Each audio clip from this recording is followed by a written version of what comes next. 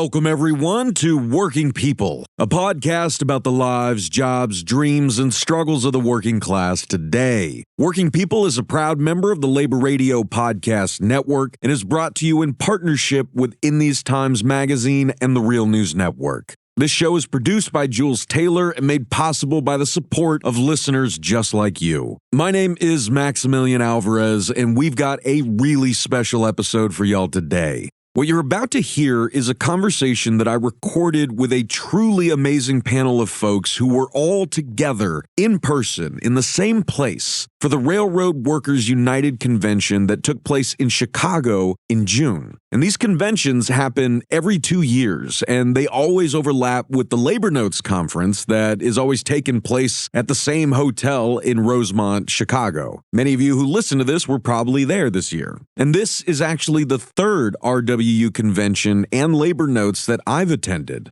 The first time was back in 2022, and then in 2024, and now in 2026. You know, back in June of 2022, the RWU convention that I attended was pretty small. Railroad workers and I were talking excitedly then about the possibility of a national railroad strike, and that would become a major news story later in the year. But since then, as we know, President Joe Biden and both parties in Congress crushed the potential rail strike in December of 2022, shoving contracts down workers' throats and basically giving the giant rail companies everything that they wanted. And then, just 2 months later, the avoidable and unforgivable Norfolk Southern train derailment and chemical disaster occurred in the small town of East Palestine, Ohio. And out of these twin catastrophes, it became just so horrifyingly clear how stacked the deck is in this country for corporations and their Wall Street shareholders. It became clear just how much the government today, along with our whole legal system and a lot of the media, exists to basically protect the profits of private industry at the expense of the public, our health, our lives, and our livelihoods. And it has become clearer day after day, year after year, that nothing is going to change unless poor and working class residents of different sacrifice zones, different poisoned communities, workers and unions who are on the front lines of the industries that are poisoning us, environmental justice groups, scientific communities and scientists, journalists, and all of the people who have a stake in this fight start coming together, start banding together, and start fighting back together. And as you'll hear in this conversation, and as I saw firsthand at the Railroad Workers United Conference, that is exactly what is starting to happen.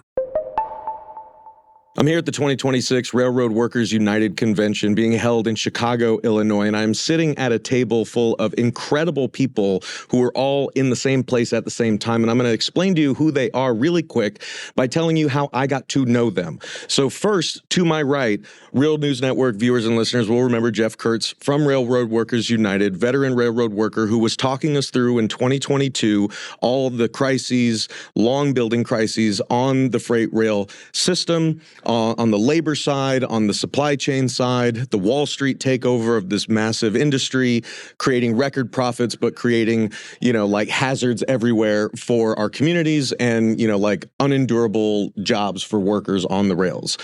Then, as we all know, in 2022, in December, President Biden and both parties in Congress conspired to break the potential railroad strike, the first that we had potentially seen in decades.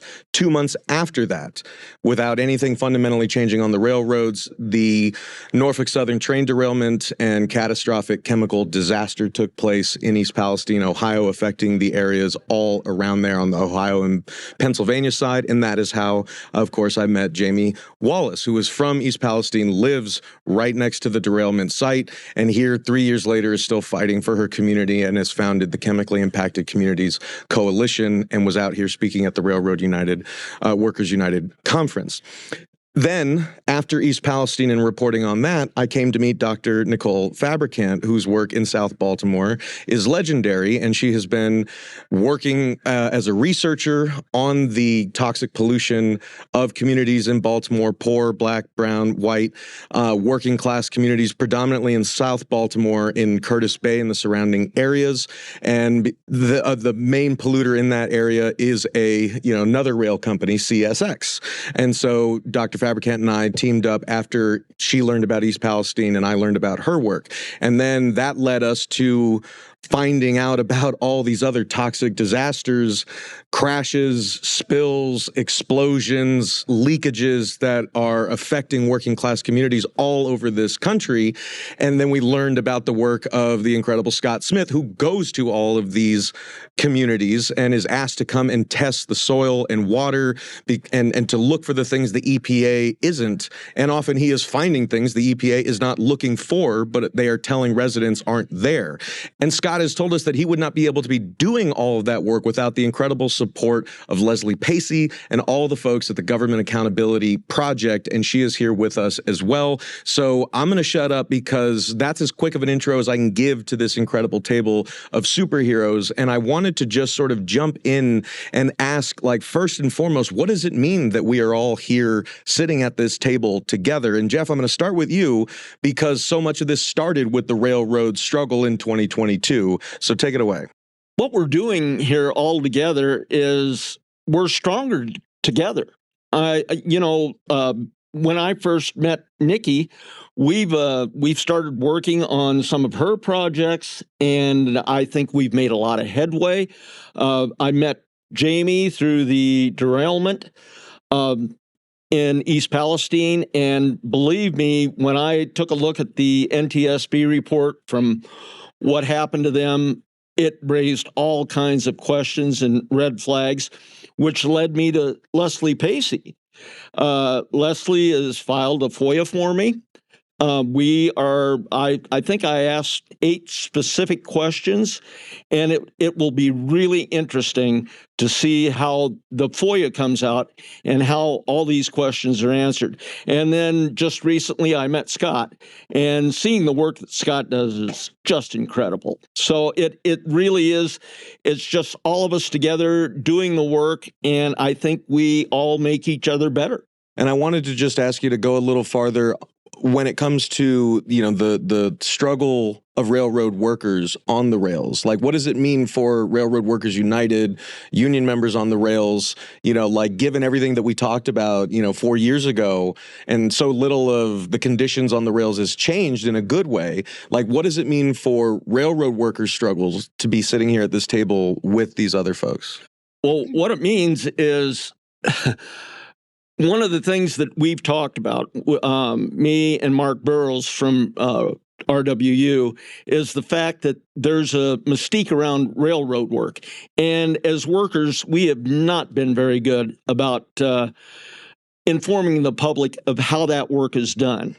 And with the help of these people, it's much easier. We can get information from the government that we could never get before, knowing these people. So that helps our struggle so much more. And then with outlets like you, we can get to the general public and we can remove the veil of that mystique, and we can let people know that this stuff is happening right under your nose. It's dangerous. It doesn't need to happen.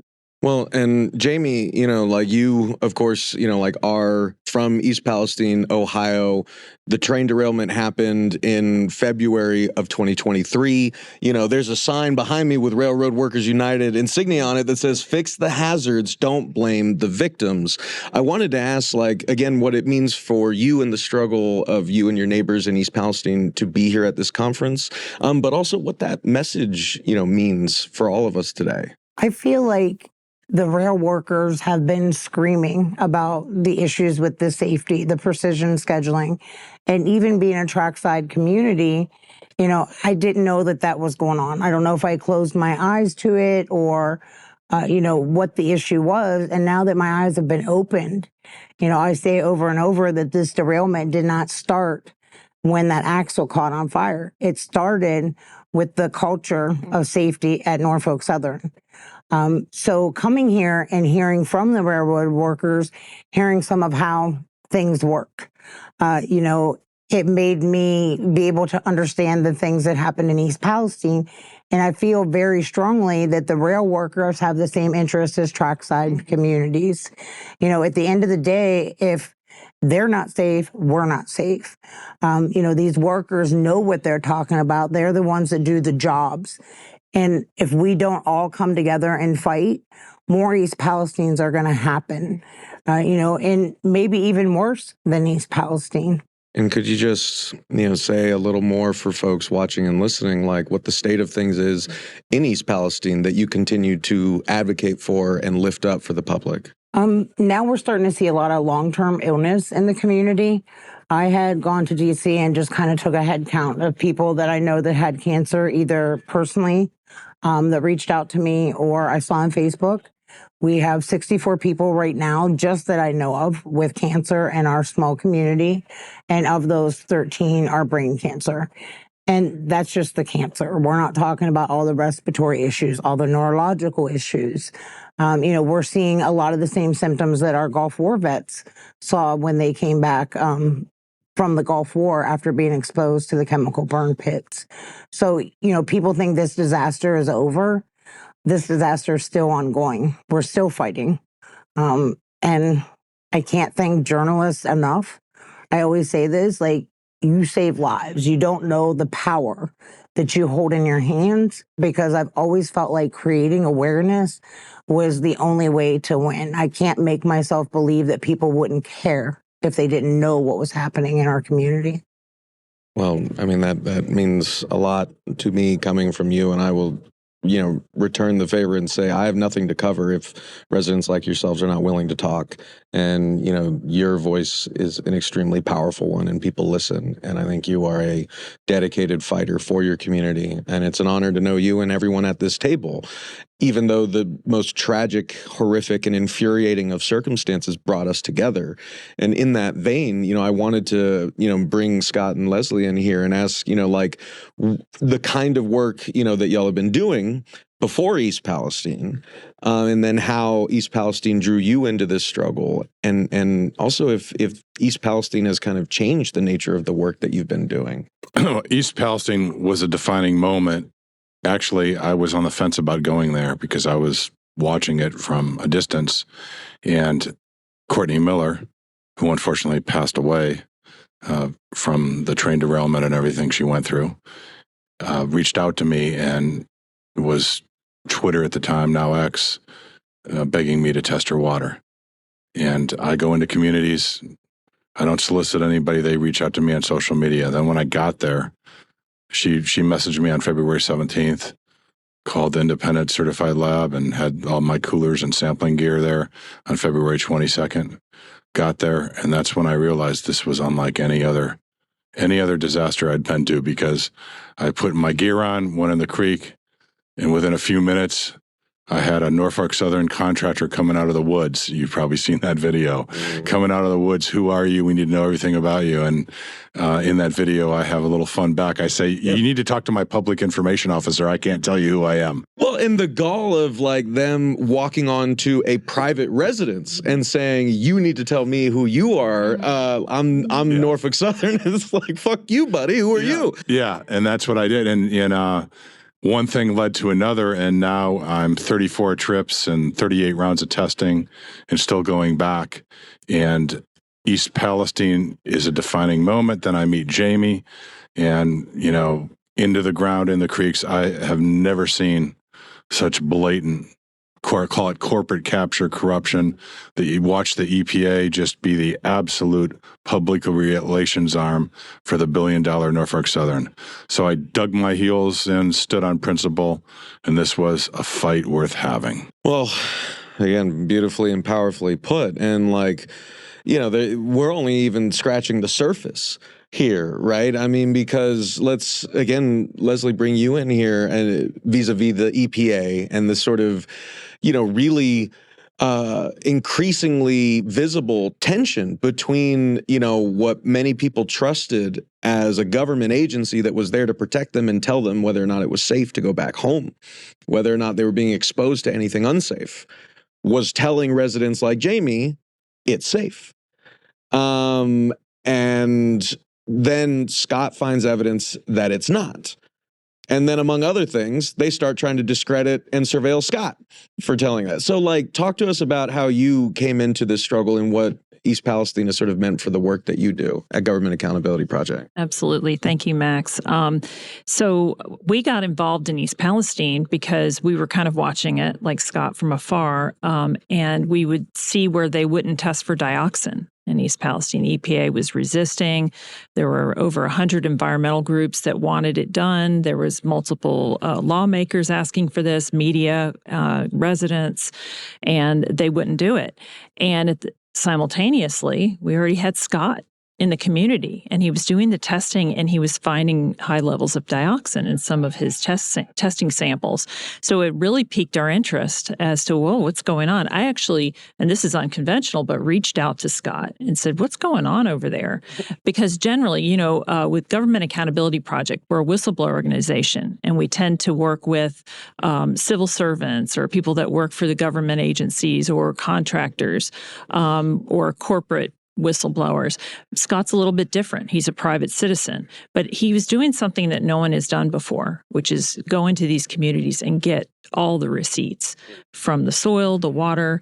He was testing furnace filters, and it really provided an opportunity for us for transparency. And so that's where it all started. Now we have about 8 whistleblowers that have come aboard from lots of different walks of life, but generally speaking, they're scientists, and our work has just grown from there. So the way when I talk to people about this, I say, okay, what is so interesting and important about East Palestine? Because we have disasters all the time, and it's getting worse. But East Palestine is so important because the scope of the disaster. Here you have the EPA going against 40 years of its own statutes to detonate a carcinogen. And we later find out, of course, that they didn't need to do that. So they're basically an accomplice to the crime. And it's sort of a microcosm of these disasters everywhere, but it's on a very, very large scale. It has unprecedented federal agency involvement. And we think the cover-up has been unprecedented. It's not that there's not these playbook situations where the corporations lock hands with their agencies and they make decisions together. But the scale at which the deception occurred in East Palestine and the harm that deception has caused is really, it's off the charts in terms of one of the worst things we've ever seen in our lifetimes. Yeah. And to answer your question, sorry about that, about the EPA. So, they were coming out the gate pretty early. What did you were out for 2 days for maybe 2 full days of less than 48 hours after they blew up that looked like an atomic bomb. They told us it was safe to come home. Yeah, they told everybody it was safe to come home. They had not tested a single home for toxins, and so they allowed all these people to come back in and get sick. And our government really has been telling lie after lie, which we're starting to piece together with these whistleblowers between Scott's testing and some of our other whistleblowers that have shown that they didn't do the things they were supposed to do with flying the chemical sensing airplane, turning chemical sensors off over contaminated creeks. It's just been one thing after another. The plastic bags, using plastic bags to collect dioxin samples. So there's multiple ways, like I say, 8 ways to Sunday, in which they've gamed the system with the testing and sampling. And so it's all been very interesting. We're kind of really understanding now how these lies come about, how they're able to do them. Yeah, and it really is, head spinning for anyone who, trusted their government, many of us at this table at one point in our lives, right? And to think growing up that the EPA was there to, like protect us from the pollution of companies like Norfolk Southern. And then I'm watching this catastrophe unfold, and it's like the EPA and the emergency response teams and everyone is answering to Norfolk Southern. And like it's like they're directing everything. They're not like doing this out of the public safety concerns. They're doing it out of like the corporate concerns. And like it's really harrowing to see. And that brings us like kind of perfectly, if not, like horrifically, Dr. Fabricant, to the work that you've been doing, like about the just rampant, decades long, centuries long, generations long, corporate pollution of poor and working class communities in Baltimore and beyond. So when about 4 years ago, CSX, they had a coal silo that is part of their export pier in Curtis Bay. When it exploded, it was a wake-up call to the community. And I think many youth pass a lot of these industrial facilities on their way to school, and it's very naturalized. And they often say, I didn't even know that coal creates harm to respiratory health or to lungs. We had no idea. It's a part of our landscape. But when it exploded, it raised a lot of questions in the community of why are there so many toxic facilities in this one area? How can they house a coal export pier 1,000 feet from a recreation center? Why should children be playing on slides that are filled with coal dust? And they wanted answers. They wanted answers from scientists, especially. It's where I've come to realize like the social science is not as useful because they wanted data, hard numbers that could be used to hold CSX accountable. And so a team of community-based scientists came in and worked with the community. It was their questions, like how far is the coal dust traveling? They wanted to know how quickly it was accumulating, where it was accumulating.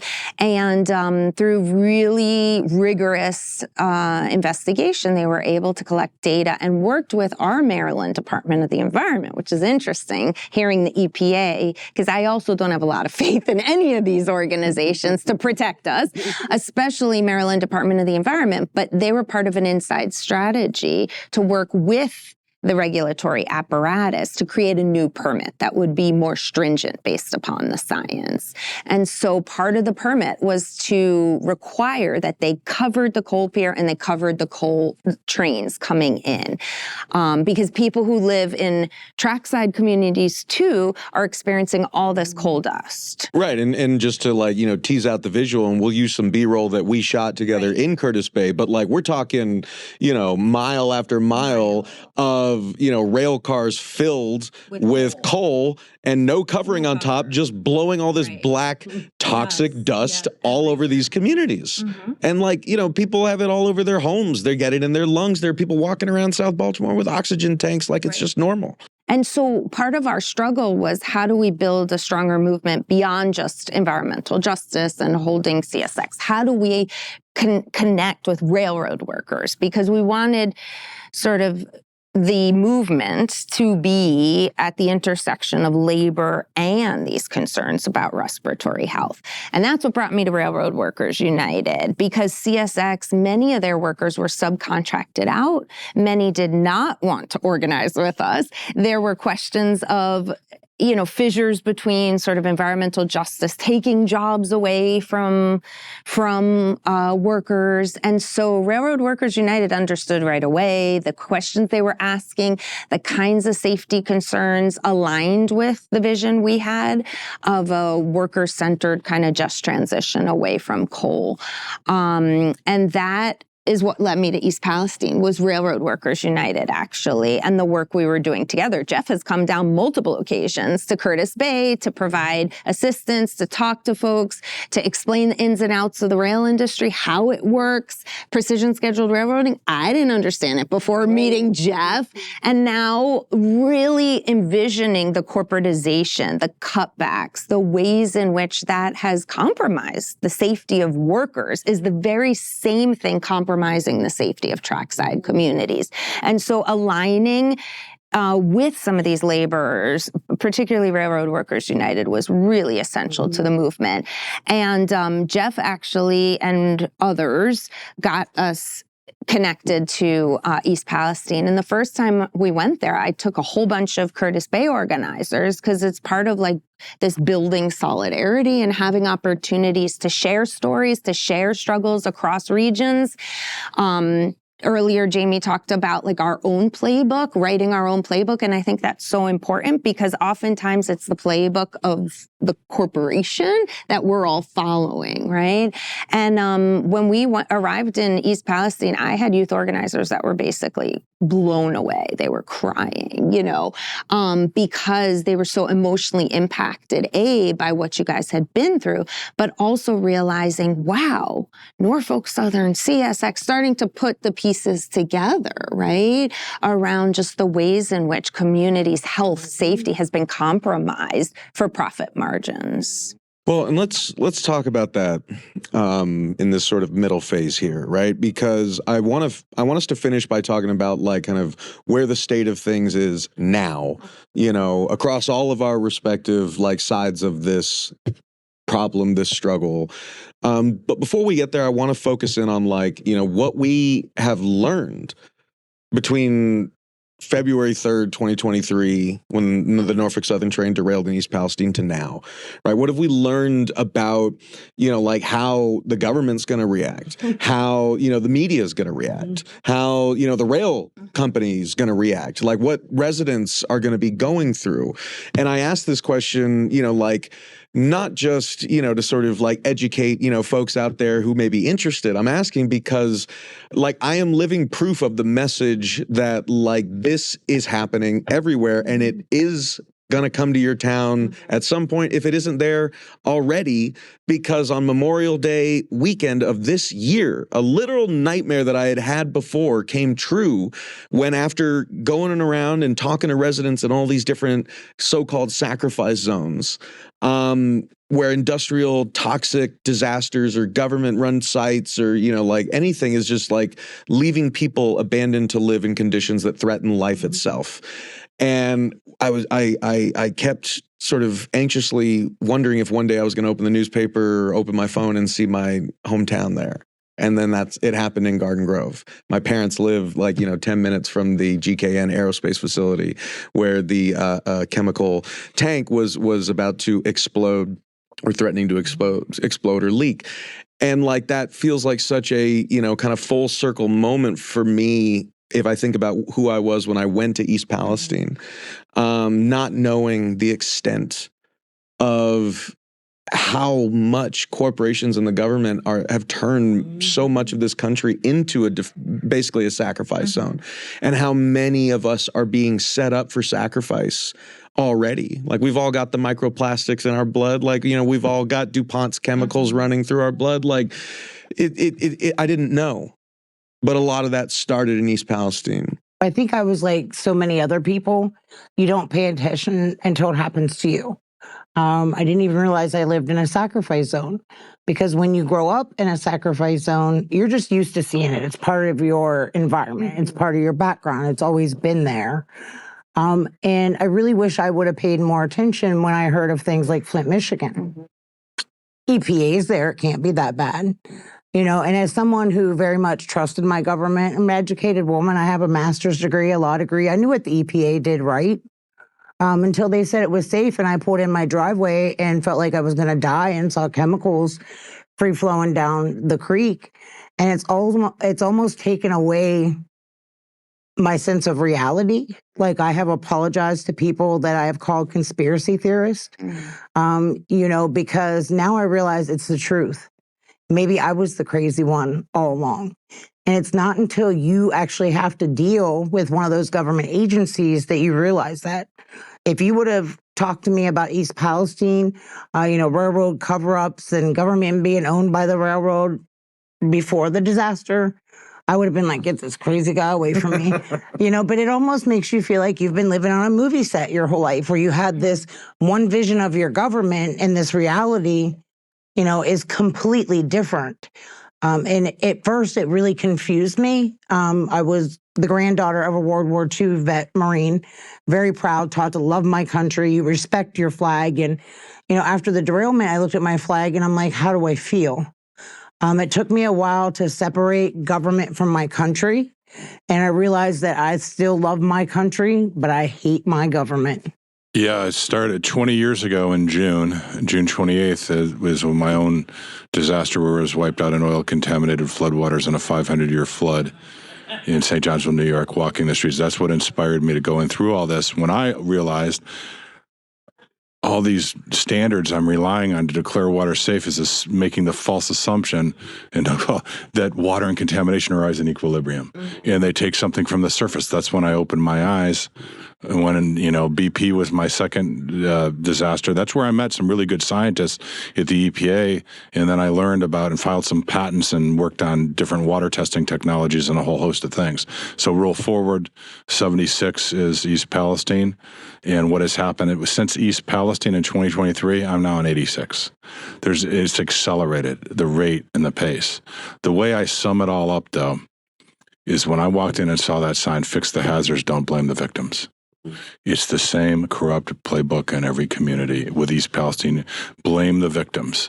And the corporate capture EPA comes in to gaslight people. It's very, very clever how they do things. And for I don't know if people at the table know this, Ray Donovan. Anybody watch Ray Donovan? Mm-hmm. The Fixer in Hollywood. That, the wealthy, it was a Showtime series where you call Ray Donovan, you committed murder, you're a celebrity, and makes everything go away. Well, CTEH, Arcadis, they're the Ray Donovans of the $1 billion world. They make everything go away. Well, and say who Arcadis is. Arcadis is a contractor that has been in East Palestine and has been in Denillin, Florida, has been in Conyers, Georgia, and they're consistent along with CTEH. CTEH is everywhere. And the first thing they do in all these communities is game the air testing. And we talked about plastic bags. What I just recently uncovered and was in the news this week. Well, in East Palestine, we got evidence of putting the plastic bags over the air detectors. Oh. Mm-hmm. So so they put plastic bags over the air detectors. Grocery store Ziploc bags. And then the story that you helped break this week was that they were collecting soil samples and putting them in Ziploc grocery bags. stores. Yeah, and the problem with that is not only do you break the chain of custody, but the semi-volatile organic compounds, without getting into the gory details, and the dioxins, they absorb to the walls of the plastic. So you mix up the grocery store Ziploc bag and then you put it in the you're supposed to go right into a certified glass lab jar from the lab. There's a reason you use glass. So you're going to get potentially a lower detection or a non-detect, what I call a false non-detect. But in all these communities, the first thing they do is blame the victims. They gaslight the victims, and that's what's common. It's the same playbook over and over again. But why is East Palestine the turning point? That's where I saw the most blatant corruption, and I had to stop my life and expose it and stand on principle. Hell yeah. Well, and this question is both for Leslie and Jeff, right? Because it has to do with, those sources of whistleblowing information that we depend on. They are most often the rank and filers of government agencies, of the rails, who can't get the truth to the public for fear of retribution from their employer, lawsuits, yada, yada, yada, right? That is why, Jeff, you were among the first railroad workers I connected with, because I was going to say because no one else would talk to me. But I learned how afraid so many railroad workers were to even say anything on the record because of how draconian and awful their employers were and how much they didn't want the public knowing about their greedy, awful, exploitative business practices, what that was doing to workers and what hazards that was creating for workers and communities like ours. They don't want the public knowing that stuff, but they couldn't hide it when East Palestine happened. Well, on the rail side, what we're doing here these 2 days, this is the hope. This is what coming to something like this, sharing information, with other railroaders, with Scott, with Leslie, with Jamie, with my good friend Nikki. I mean, this is how we get the word out. And this is, I talked about the mystique of railroad work. This is how we break that mystique. This is how we tell people the experts aren't the rail executives. The experts are the people that actually operate the locomotives, that are maintenance of way people, are signal people. The people that actually do the work out there are the experts. And this is what I want to get through with Leslie. She, with her help, the NTSB has been notorious. I've had my issues with the NTSB, but with her help, we can expose this stuff. We can finally get to the bottom of what's going on as far as like operations on the railroad. And what they're doing with these people, they've seen the power of the railroads. This is what us workers have been dealing with. I dealt with this for 40 years.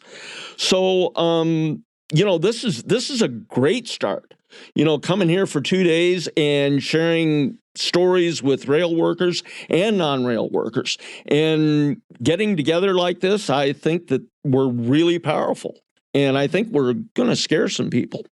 Well, I think that's very, very true. And I wanted to just ask, like, on the sort of the need for whistleblowers in the rail industry, like, the public doesn't know what it doesn't know, right? But I guess like another way to phrase the question to you is like, how much does the public not know about our freight rail system when it's controlled by like these mega corporations that don't have to disclose a lot because they can say, oh, it's a proprietary secret or like a competitive advantage. As far as what's on the trains,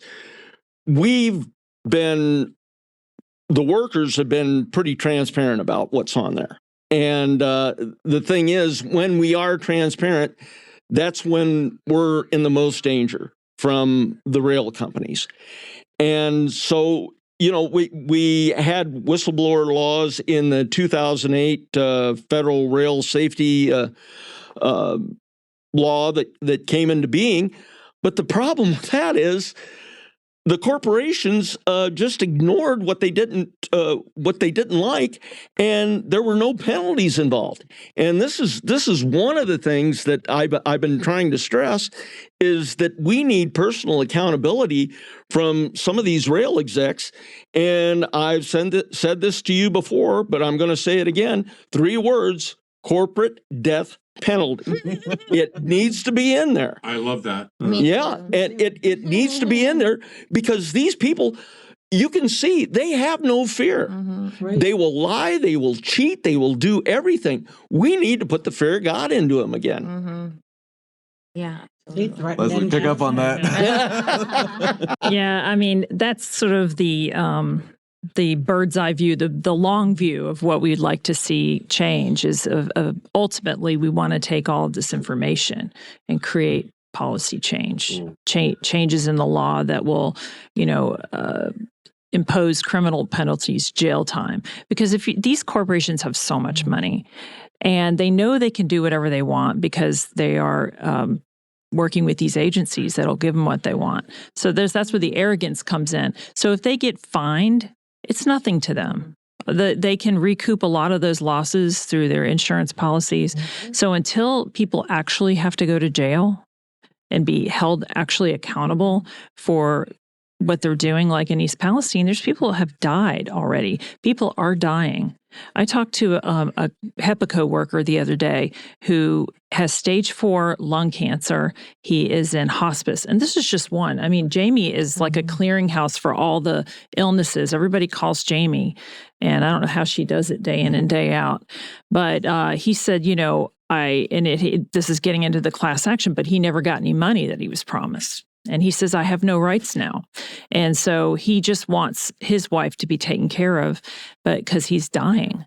And they didn't give him any proper PPE. And that goes for the rail workers as well. That have to go and reassemble the tracks and clear all the, the derailed train, the trains off of there. Nobody in this disaster really was given proper PPE. And that includes military people that showed up. So it is a huge crime, and people are dying. And anybody else, if you weren't a corporation and you created a problem that killed people, you'd be in jail for that.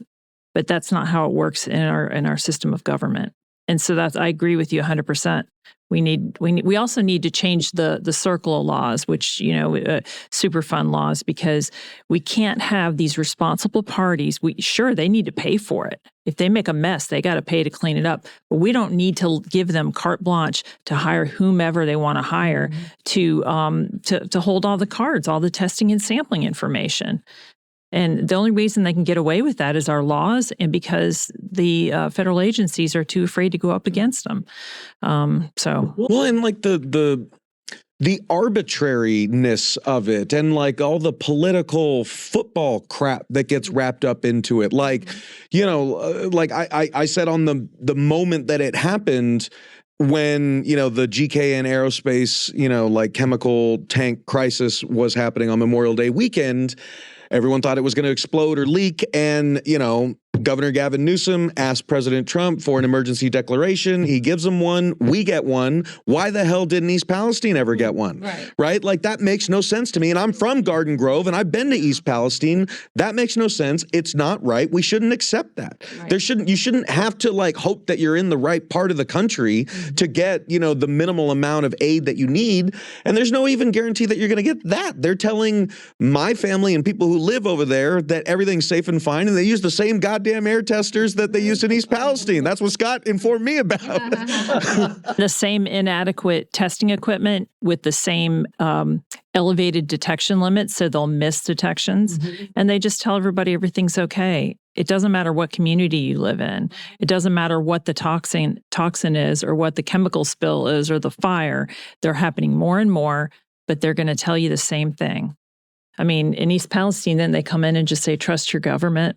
Yeah, basically that's what they told us. That's a red flag, by the way. But they were so brazen about it. It's like out of The Simpsons. If it wasn't so horrifying, it would be hilarious. But like this is real life. This isn't the stupid Simpsons fish with 3 eyes jumping around. Like, this is real living people being told to go back into homes that are making them sick, and it's happening everywhere. And I want to sort of take us into the like, what do we do about this, and what are we doing about this, right? Because I think we have all like said as much that like you start going down this rabbit hole, you're going to find that it is everywhere, that these data centers are popping up even in rural parts of the country. And like we talk about that corporate playbook, people around this country are experiencing that firsthand when it comes to like, suddenly there's a massive like development approved that they never heard about and they have no say in. And now a big old data center is like making everyone, like go crazy and bleed from their ears and pollutes their water and so on and so forth. So like they're coming for all of us. And when I say us, I mean like anyone who's not rich enough to like basically go try to run and hide in Lake Tahoe or some crap, right? I mean like, but if you're a working person in this country, like you are in the line of fire. And that same goes for people who are in the front lines of climate change, because they're showing the exact same playbook. If you're in Asheville, North Carolina, and you get walloped by a once in a century, a hurricane, you're going to be just as abandoned as East Palestine was. If you're fires are getting bigger and bigger, wiping out more areas across my state and others, insurance companies are going to say, you know what, we're not going to insure you anymore, right? Like, so they're throwing us overboard at every chance they can, and more of it's coming. So what do we do about it, and how do we fight it? Yeah, I think that actually arming youth with the tools from those communities, like when I talked about naturalizing your environment, the tools and raising consciousness is a way to begin at the very grassroots. And I saw that in South Baltimore immediately. The youth were using science. They were using public health data. They were going out door to door, informing folks in the community. And that is is like an armor for them, right? In dealing with everyday overburden and toxins.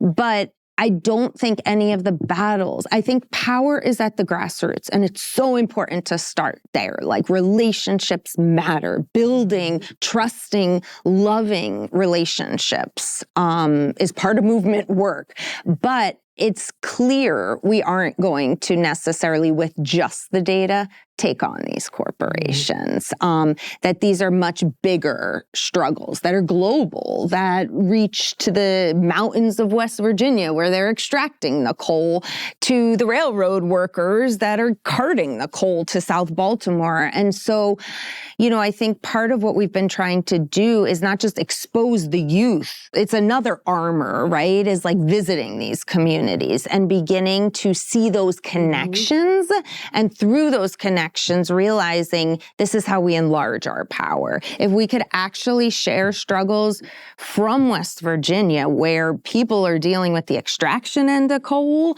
and it was really powerful last spring, and you were there, Max, to have Angie, who lives a few thousand feet from the coal pier, talk about the explosion and what it means to live in a trackside community alongside a resistor activist fighting mountaintop coal removal mining.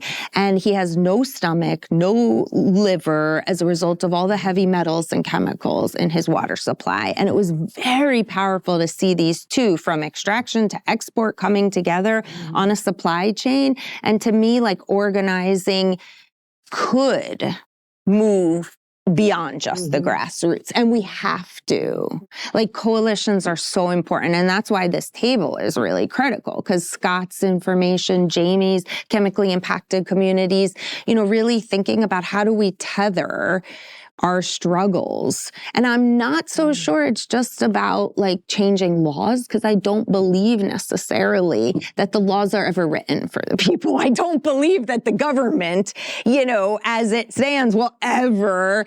So I don't know what the end goal is, but I do know that if we continue along this path of vulture capitalism, as Max said, we're all living in a sacrifice zone. No matter who you are. That's what East Palestine taught me. I have worked for 20 some odd years in environmental justice communities. Those are overburdened communities. East Palestine taught me about mobile toxicity, that no matter what, you can become an overburdened area if you are living in a trackside.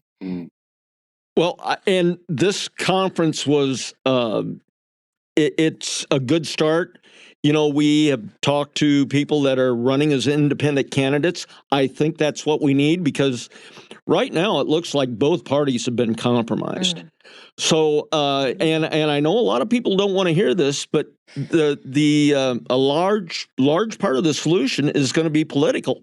So we've got to have people in place in Congress that will not only listen to us, but will act on what they hear from us. And so that's why it's important to get a lot of these young guys that are here at this conference, get them politically active and get them to run for office like I did when I was 64 years young. You know, this is, but we do need people that are young. We've got a guy 31 years old right now running as an independent candidate. And I've been working with this guy, and he is as sharp as a tack. If we can get him in Congress, he can do a lot of good things. And just imagine if we got 50 people like him. That's what I think that's what we have to do. And like I said, people don't want to hear that politics is going to be, you know, a big part of the solution, but it is. Well, and just to like kind of push a little more on the labor side, like RWU, Railroad Workers United, exists because of the built-in problem on the rails of all the unions being split up. But you guys got 13, different unions taking on like 4 now, probably going to be 2 mega corporations. Like, just like East Palestine can't take on Norfolk Southern alone, neither can one of the rail unions take it on alone, right? I mean, what are you guys doing on the RWU side to like get around that division that still exists within organized labor? Well, what we're doing is bringing people all together like this. And, you talk to a carman, you talk to an engineer, you talk to a conductor, you talk to a maintenance of way guy. We start to understand each other better when we talk to each other, and especially in the railroad industry, because I don't know everything like, say, a BMW ED guy does, but I've got a pretty good idea. So, I exchange information with him. I say, this is what I'm going through when I'm operating a locomotive. And he tells me, well, while you're doing that and I'm on the side of the track, this is what I'm watching for. I'm watching the rail, I'm watching the ballast, I'm watching all of this stuff. We understand each other better that way.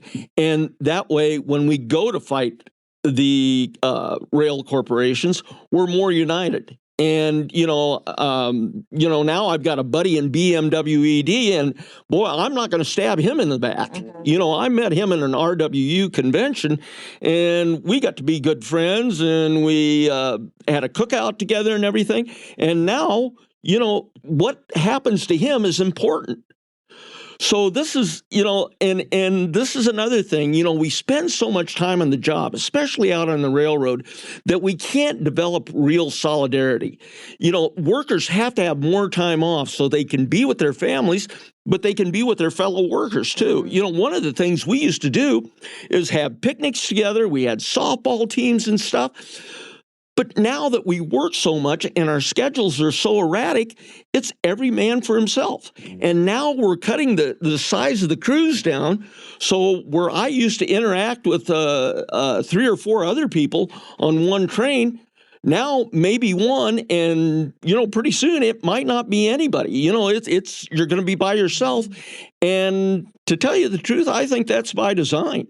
If we split people up and, all of a sudden Scott is doing something on the other side of the railroad and I don't like what he's doing, the hell with you. I'm going to go after you, union or not.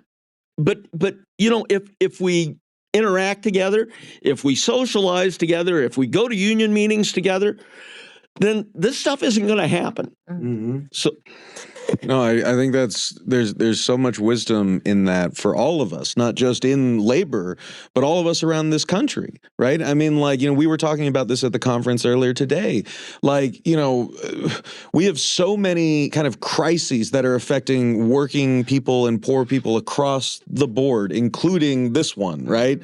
Like our communities are being turned into toxic cesspits that are killing us, and no one's coming to save us, right? And that is not a red state or a blue state problem. That's not I'm on this team versus that team. It's the rich bastards who are profiting off of all of this, and the politicians who are getting paid by them are getting off, like bandits here, while we're all being stuck with the toxic bill. And we're doing the work for them by fighting each other over stupid political, Democrat, Republican crap. But we can all agree that this is impacting all of us.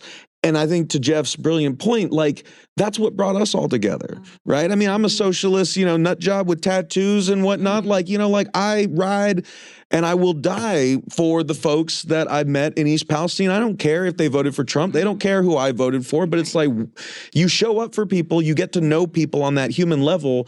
They are that first. And who we voted is not even second or third. It's 20th on the list. Right. And so we can all learn from that if we're arguing on the internet and looking at each other through these stupid partisan lenses, we're going to miss what's right in front of us. And we're going to keep losing until it's too late. And so, again, I return to the question of how do we make sure that doesn't happen? I have an idea. Picking up on where Nicole was headed and where Jeff was headed.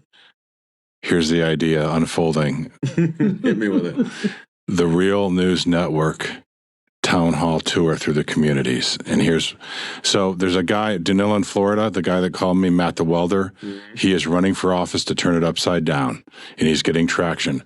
Picture having town halls with him and the guy from Iowa running. No matter what happens in their races, they're going to inspire people. Add the union to that, and I can tell you, this can be won in the AI battle. That's accelerating the calls I'm getting. But this team right here, the Real News Network town hall tour, picture this coming together. And Roseland, Louisiana, to Jamie's credit and the people in East Palestine, Roseland, Louisiana, they're kicking ass there, and I'm seeing the connections on social media. It's going viral.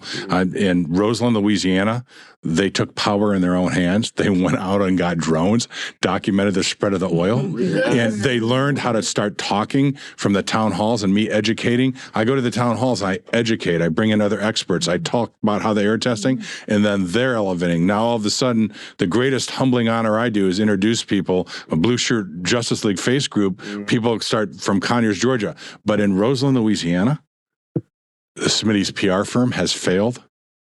Smitty's is the big billion-dollar company, no relation to me. There was a conspiracy theory there for a while that I was related to Ed Smith, and I was gonna go in and say I tested and everything's fine. So much for that. But Roseland, Louisiana, is like a combination of the BP spill and East Palestine, and a lot of people don't. Exxon Valdez, 11 million gallons. Roseland's bigger than BP, 13 million gallons. But what's really great is there's residents down there that have taken action. The community is not divided at all. And Jamie, to her credit, in getting on and educating someone like Wynn Klima, Arlene Bankston, all these people, class action attorneys, and they know who Government Accountability Project is. But, and I have a saying today, like I said, AI is going to steal people's souls. I will not work with people that want to run their lives off AI. But the data center thing we can use to the advantage of bringing people together, because all of a sudden you're like I said in East Palestine. Let me step back. I said in East Palestine, whether you're 50 miles, 500 or 5,000, you could be next. Then Conyers happened.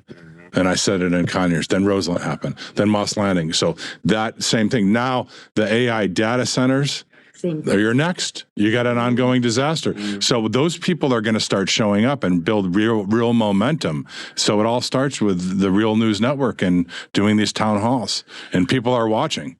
And I will say it right on camera.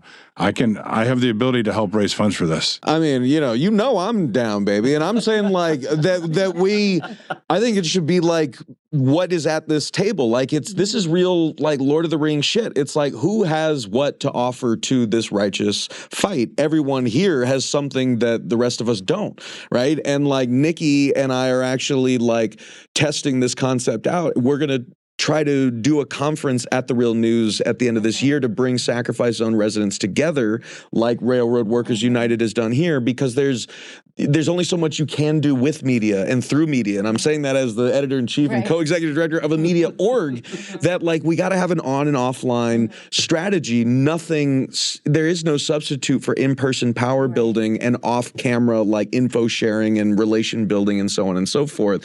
And you're already doing that with your town halls. So it's like, I want to hop on the bandwagon that you're on. I want to like talk to the folks that Jamie's reaching out to through the Chemically Impacted Communities Coalition, the folks that you are connected with, that you're connected with, that you're connected with. So like as far as the media side of it, like Lord of the Rings, you got my axe, baby. Like I'm in it, and like we want to be there on the ground floor. But I think it's going to take all of us. Let me tell you why I want to, with what I've been through in life, and I've, been kicked and stomped. I have an expression, leave ego at the door. That's what about this team, leave ego at the door. Everyone has their role. It's only going to happen with a team. So 1 + 1 + 1 + 1 + 1 is 1,000,000. And I'm seeing it. That's why I am so much motivated beyond belief to see what happened in Roseland, because it's the power of what has happened in East Palestine. Roseland, Louisiana is kicking ass, and we need to get there. And they're connecting with Danilo in Florida, and they're all trading things about, the air testing is gamed. So then I see somebody show up at the Danilo town hall, and they stand up and start talking about Arcadis and the air testing game. That's That's all I want. I want to just teach. And that's what those conferences and bringing people together. For Rosalind to share, we use drones to capture. For kids in South Baltimore to say, we put up cameras at these facilities, trail cameras to document 24/7 all the violations, right? It's working. It is, and it's not just working in like this context, but like I know the excitement that you're feeling because I felt it when like workers who were trying to unionize at Home Depot started like calling out the union busters who were holding like a captive audience meeting and telling them the same stuff that, you know, Amazon union busters had told their workers. But because the workers at Home Depot had watched my reporting and heard from the Amazon workers, they were firing right back at the union busters. Like, how much do you make, you know, like to come here and tell us that we shouldn't, you know, like join a union, right? Like how much, or how do you explain this line on Home Depot's like earnings report? Like they were ready. And I think like, again, out of tragic circumstances, like we can help others be ready, and we can learn from others, you know, long before us, from Times Beach to, you know, Navajo Nation, Cancer Alley, right? I mean, like there are so many lessons to be learned from this. I really feel like we're going to have the grassroots, like everybody's talking about, and we're going to have to work together. If we're disenfranchised, if we're not speaking to each other and you know, telling lessons learned to these other communities, they're starting out at square one, and they're having to learn I'm being deceived. Oh, how am I being deceived? Right now, they know because East Palestine residents have gotten so active. Jamie, with her chemically impacted community, she's bringing all these voices together, and they realize they're all in the same boat. And so that's a huge piece to it, is the residents. Another piece to it is continuing to provide support for whistleblowers. Our whistleblowers grow. We start with Scott in East Palestine. We end up with 8 different whistleblowers, including an EPA whistleblower who was with the EPA Superfund program for, 4 decades. So we have scientists working together with Scott now. It's amazing. I'm so encouraged that, you know, this movement started, and it takes basically 3 elements. It takes the residents, it takes the whistleblowers, and giving them the support they need to get their message out. But 4 elements. It takes independent news media like you, because a lot of this is a huge story. And where is it? It's only, News Nation's done a great job, but, you know, it's the independent news media that stayed with it. We have the greatest stories that were getting rejected on, you know, why is this not happening? So that's another important element. So in that, and just investigating, you know, filing the Freedom of Information Act requests, appealing when they don't give you the stuff that they should be giving you, and then suing them. We've sued FEMA, EPA twice, and USDA now for holding. Yeah, it's so great to do that, because then they're like, oh, okay, I guess I will give you what I'm supposed to give you, you know. But it's all these different things working together, but we have to stay connected. We have to continue to communicate with one another, because, and I will tell you this one other thing. I got into this, when I say this, I got into environmental justice because my daughter's a cancer survivor, and she was part of a cancer cluster in South Alabama. And so, I didn't have access to a Scott Smith. I didn't have a Jamie, I didn't have whistleblowers. I didn't know what to do. So I had to learn all this. It took me years to figure out how I was being duped, and I didn't have a smoking gun, like a train derailment and things like that. There's just multiple environmental issues. But I think this team that has come together around this to educate one another and to develop, I don't want to say too much right now, but to develop technologies to provide the transparency to residents. These are all things that are in the works, and it's all grassroots and whistleblower driven, and it gives me a lot of hope. The Chemically Impacted Communities Coalition. I feel like we have to take the fighters from all these different communities and bring them together. Not just bring them together, but give them the resources that they need. I wish I could go into every community and fight the fight like I fought for East Palestine, but I can't. And no one's coming to save these communities. They have to fight for themselves. So, giving people the resources, hooking them up with Blue Shirt Justice League if they need testing, giving them the resources if you have whistleblowers. Here's who you can go to. You can go to Government Accountability Project. If you want dependable news stations that are going to care about environmental issues, we call them response partners. So what I would like to do is I'd like to go into these communities when something like this happens and do what no one could do for me. Hand me that playbook. Here's the testing you can start out with. Here's how you detox your body. Contact these universities. They do a lot of environmental research. Get a hold of Max. He'll report it for you. Call Scott. He'll do the testing. So, like I said, not fight for them, but teach them how to fight for themselves. And I know for me, as someone who's never been in this environmental justice world at all, the voices from the other communities were the best thing for me. People don't talk about the mental part of this. Getting all the phone calls from people that are sick, from morning till night, learning that you can't trust your government, and being able to talk to other people that have been through this, that can relate to that can tell you, you're not crazy. CDC came in and got sick and left. Yeah, it's happened in these communities. That's all, part of what I guess shaped my experience. And I want communities that come after me. I wish that no other community would come after me. But to have those resources that I wish I would have had. And I do believe it takes a team. We each have our place in this. Even East Palestine, there's no I. We worked as a team and we all had our parts to play. And I feel like that in any type of organization, it makes everyone's skills to make the world go round. So we want to share ours.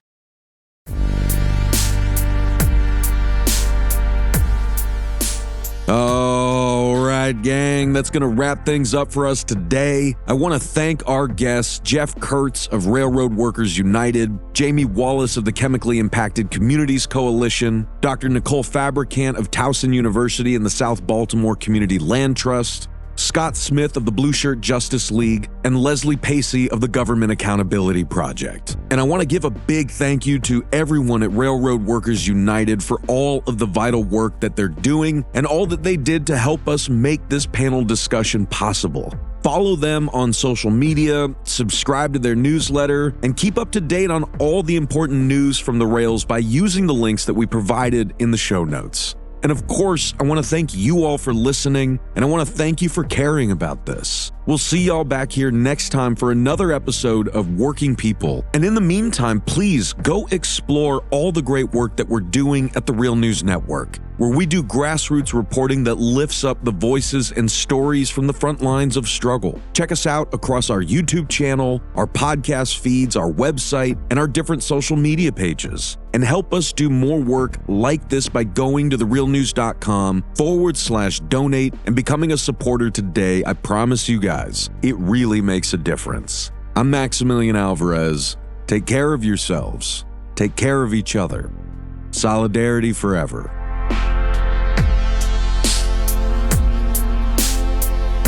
When my face you no longer see, I live on, yes, I live on. Wherever we go, we are going to roll the Union on the song. I live on, yes, I live on. Wherever hungry are we.